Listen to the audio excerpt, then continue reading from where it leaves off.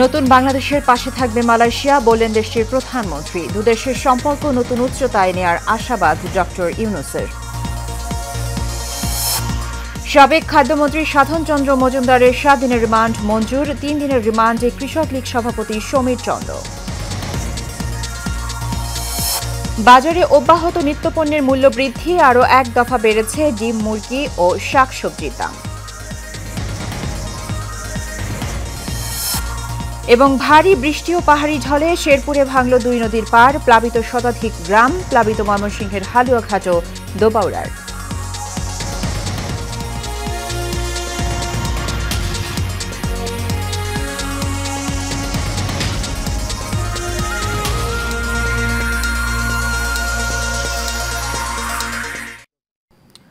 স্বাগত এশিয়ান নিউজে। দর্শক, সংবাদ জুড়ে সাথে আছি সুবর্ণা গোলন্দাজ। শুনছিলেন বিআরবি কেবল ইন্ডাস্ট্রিজ লিমিটেড সংবাদ শিরোনাম। চলে যাব বিস্তারিত সংবাদে। অন্তর্বর্তী সরকারকে মালয়েশিয়া পূর্ণ সমর্থন করে জানিয়েছে দেশটির প্রধানমন্ত্রী দাতো সরি আনোয়ার ইব্রাহিম। বলেছেন, নতুন বাংলাদেশের সাথে দ্বিপাক্ষিক সম্পর্ক উন্নয়নে কাজ করবে মালয়েশিয়া। বিকেলে প্রধান উপদেষ্টা ডক্টর মোহাম্মদ ইউনূসের সঙ্গে বৈঠক শেষে যৌথ ব্রিফিংয়ে তিনি বলেন, টিকিট জটিলতায় মালয়েশিয়ায় যেতে না পারা 18,000 শ্রমিককে সহযোগিতা করা হবে। এ সময় ডক্টর ইউনূস বলেন, মালয়েশিয়ার সঙ্গে বন্ধুত্বপূর্ণ সম্পর্ক নতুন উচ্চতায় নিয়ে যেতে যায় বাংলাদেশ।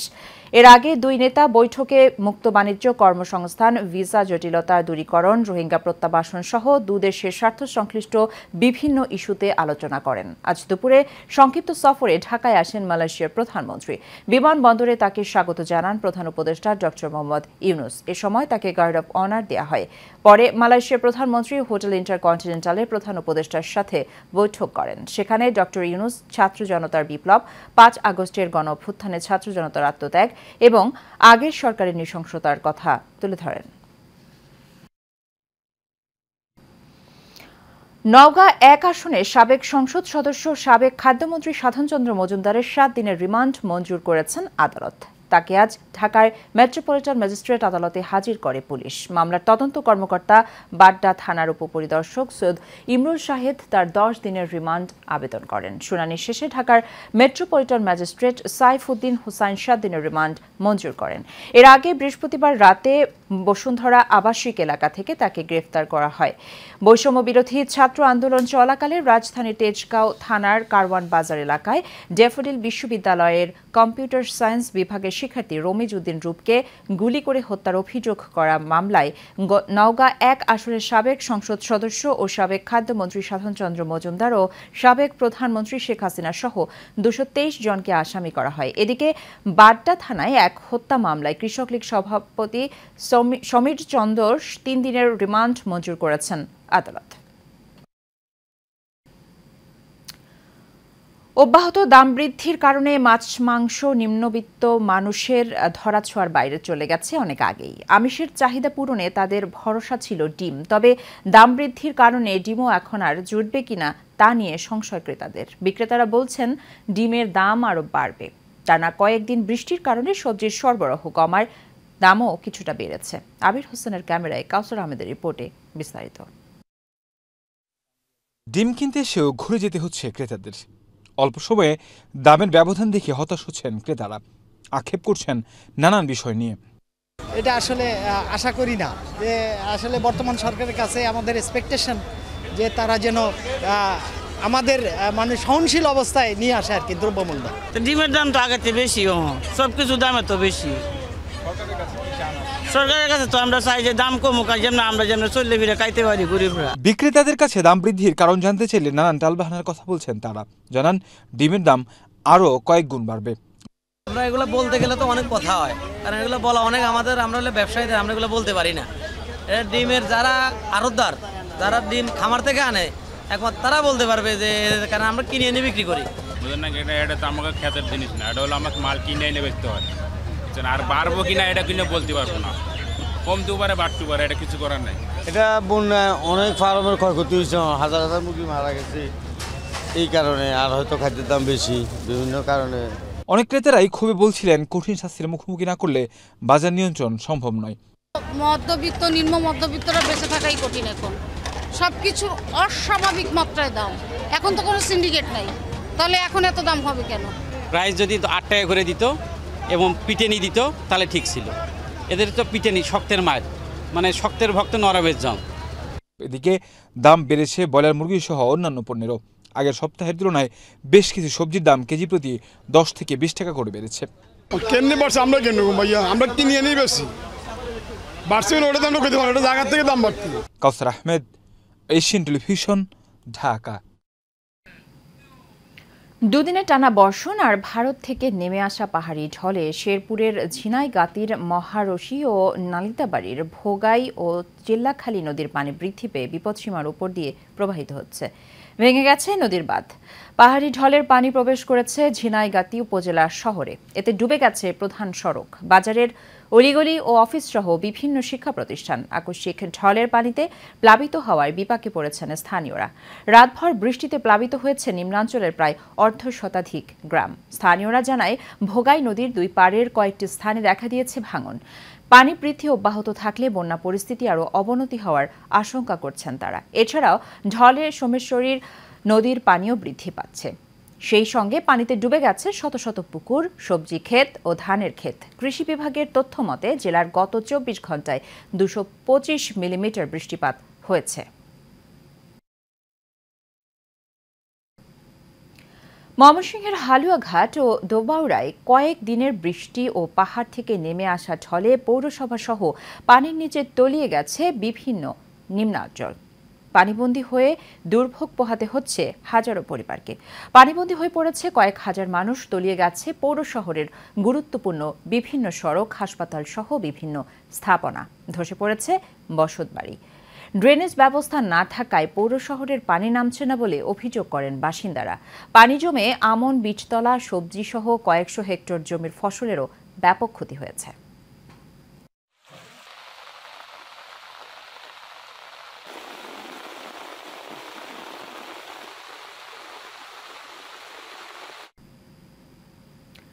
নির্বাচন ব্যবস্থা, বিচার বিভাগ, দুর্নীতি দমন কমিশন, পুলিশ ও জনপ্রশাসন সংস্কার কমিশনের পূর্ণাঙ্গ কমিটি গঠন করে গেজেট প্রকাশ করেছে সরকার। বৃহস্পতিবার এ সংক্রান্ত পৃথক প্রজ্ঞাপন জারি করে মন্ত্রিপরিষদ বিভাগ। তবে সংবিধান সংস্কার কমিশনের পূর্ণাঙ্গ কমিটি এখনও গঠন করা হয়নি। নির্বাচন ব্যবস্থা সংস্কার কমিশনের প্রধান রাখা হয়েছে সুশাসনের জন্য নাগরিকের সম্পাদক ডক্টর বদিউল আলম মজুমদারকে। এছাড়া এই কমিশনের সদস্য হিসেবে রাখা হয়েছে শিক্ষাবিদ এবং স্থানীয় সরকার ও নির্বাচন বিশেষজ্ঞ ডক্টর তোফায়েল আহমেদ, নির্বাচন কমিশনের সাবেক অতিরিক্ত সচিব জেসমিন টুলি, নির্বাচন বিশেষজ্ঞ ডক্টর মোহাম্মদ আব্দুল আলিম ও রাজনৈতিক বিশেষজ্ঞ ডাক্তার জাহেদুর রহমান, শাসন প্রক্রিয়া ও প্রাতিষ্ঠানিক সংস্কার বিশেষজ্ঞ মীর নাদিয়া নিভিন, ইলেকট্রনিক ভোটিং ও ব্লকচেইন বিশেষজ্ঞ মোহাম্মদ সাদেক ফেরদৌস ও শিক্ষার্থী প্রতিনিধি।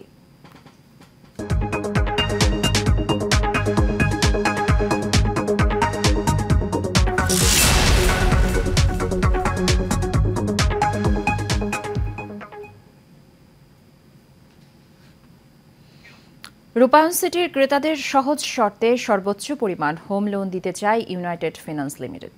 ইউনাইটেড ফিন্যান্সের পক্ষে উপব্যবস্থাপনা পরিচালক মোহাম্মদ আবুল আহসান এবং রূপায়ণ সিটির পক্ষে সিইও মোহাম্মদ মাহবুবুর রহমান এই সংক্রান্ত একটি চুক্তিতে স্বাক্ষর করেন। এই চুক্তি বিনিময়ের ফলে রূপায়ণ সিটির গ্রাহকরা সর্বোচ্চ ইন্টারেস্ট রেট ও লোন প্রসেসিং ফি এর অফার পাবেন। এ সময় ইউনাইটেড ফিন্যান্সের পক্ষে head of home loan Mohammad Rashid Al Asad, head of metro home loan and vendor management home loan Mohammad Ashfaq Hossain এবং রূপায়ণ সিটির পক্ষে head of finance Mohammad Morshed Alam, assistant manager loan and registration Mohammad Firoz Kabir, head of marketing Kazi Sarjil Hasan সহ ঊর্ধ্বতন কর্মকর্তারা উপস্থিত ছিলেন। ইউনাইটেড ফাইন্যান্সের সাথে টিপিএমইউটা কমপ্লিট করলাম। তো এর প্রেক্ষিতে আমাদের যে কাস্টমার যারা আছেন তারা খুব সহজভাবে ইউনাইটেড ফাইন্যান্সের কাছ থেকে তারা হোম লোনের তাদের যে অ্যাপার্টমেন্ট কিনবে সেটা রেজিস্ট্রেশন লোন নিতে পারবে এবং আমাদের যে অন্য অন্য জায়গায় গেলে একজন কাস্টমার তার যে ফাইন্যান্সিয়াল বেনিফিট বা ইন্টারেস্ট বেনিফিট বা প্রসেসিং ফি এই বিষয়গুলোতে একটা বেনিফিট পাবে। প্রসেসিং ফি তাদের কম থাকবে এবং ইন্টারেস্ট বেনিফিট যেটা সেটা থাকবে মেইন, যেটা আসলে কাস্টমার চেয়ে থাকে সেই বিষয়টা এখানে এনশিওর করবে ইউনাইটেড ফাইন্যান্স।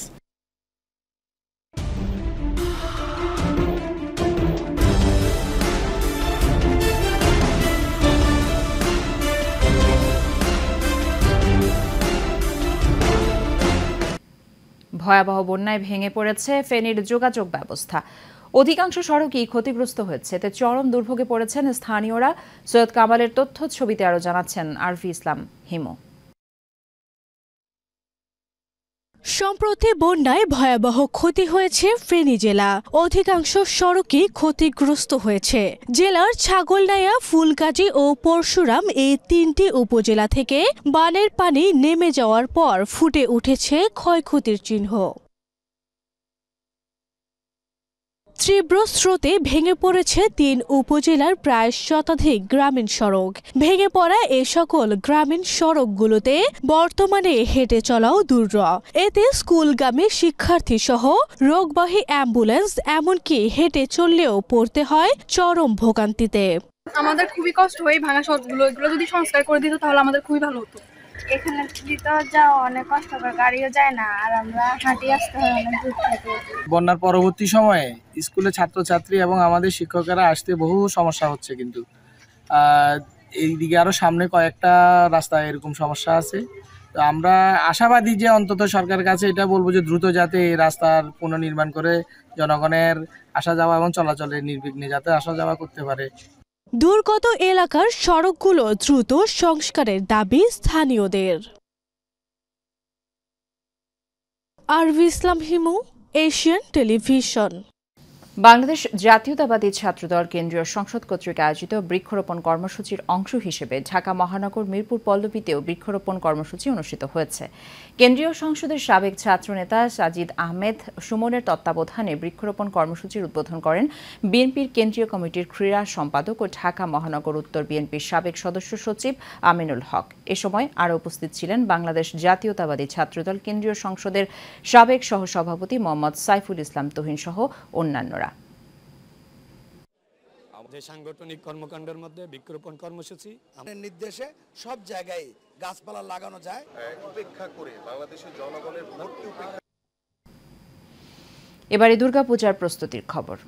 শারদীয় দুর্গাপূজার সামনে রেখে ঢাকার সাভার ও ধামরাইয়ে রং তুলির আঁচড়ে সাজিয়ে তোলা হচ্ছে প্রতিমা। শিল্পীদের ছোঁয়ায় প্রতিমা হয়ে উঠছে আরও জীবন্ত। তবে এবছর পূজার সংখ্যা কমে আসায় আয়ও কিছুটা কমেছে বলে জানিয়েছেন শিল্পীরা। সাভার থেকে জহিরুল ইসলাম খান লিটনের রিপোর্টে ছবি তুলেছেন শাকিল শেখ। বিস্তারিত জানাচ্ছেন আরফি ইসলাম হিমু। আগামী 9 অক্টোবর শুরু হতে যাচ্ছে সনাতন ধর্মীদের প্রধান ধর্মীয় উৎসব শারদীয় দুর্গাপূজা। তাই তো দম ফেলার ফুরসত নেই ঢাকা সাভারের প্রতিমা কারিগরদের। প্রাথমিক পর্যায়ে প্রতিমা তৈরির কাজ শেষ, চলছে রং তুলির শেষ আঁচড়ের কাজ।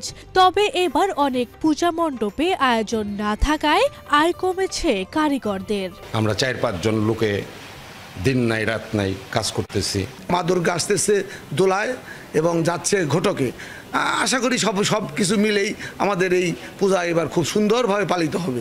আন্তরিকতার মধ্য দিয়ে এবং সকলের সহযোগিতার মধ্য দিয়ে আমাদের এবারে পুজো খুব ধুমধাম এবং হই হই করে আমরা পালন করব। সাজিয়ে তুলছি, আমাদের মূর্তি মোটামুটি কমপ্লিট।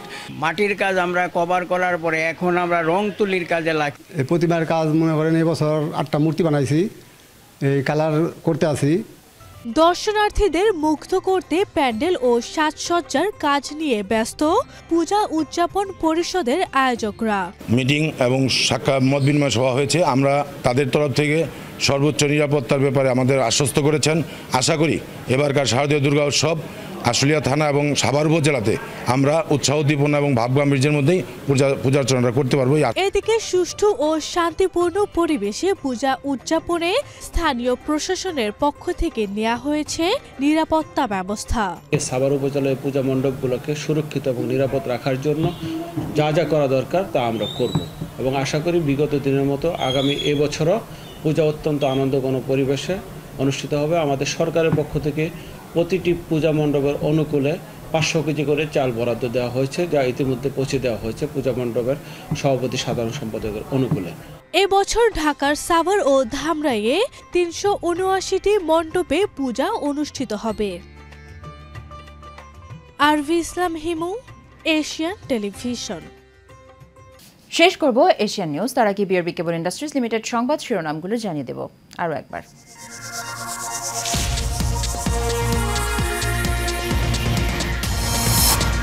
নতুন বাংলাদেশের পাশে থাকবে মালয়েশিয়া, বললেন দেশটির প্রধানমন্ত্রী। দুদেশের সম্পর্ক নতুন উচ্চতায় নেওয়ার আশাবাদ ডক্টর ইউনূসের।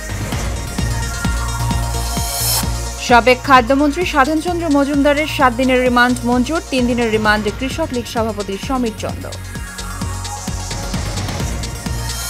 বাজারে অব্যাহত নিত্যপণ্যের মূল্য বৃদ্ধি, আরও 1 দফা বেড়েছে ডিম, মুরগি ও শাকসবজির দাম।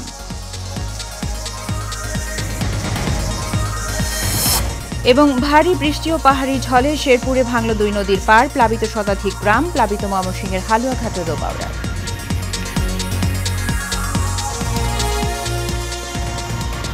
এশিয়ান নিউজ এ পর্যন্তই। আমাদের পরবর্তী সংবাদ দেখার আমন্ত্রণ রইল। ধন্যবাদ সাথে থাকার জন্য।